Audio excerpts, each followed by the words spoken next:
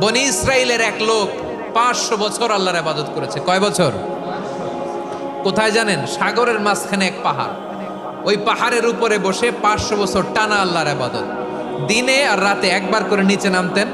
সেখানে আল্লাহ তাআলা পাথরের ভেতর থেকে তার জন্য মিঠা পানির ব্যবস্থা করে দিয়েছেন, আর একটা ডালিম গাছের ব্যবস্থা করে দিয়েছেন। সকালে নামলে একটা টসটসে ডালিম, রাতে নামলে টসটসে ডালিম।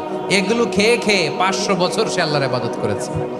500 বছর ইবাদত করছে, তো আমার দয়ায় আমার বান্দারে জান্নাত দাও। এই বান্দা বলে, বালবি আমালি, আল্লাহ তোমার দয়া লাগবে কেন? আমি আমার আমল দিয়ে জান্নাতে যেতে চাই।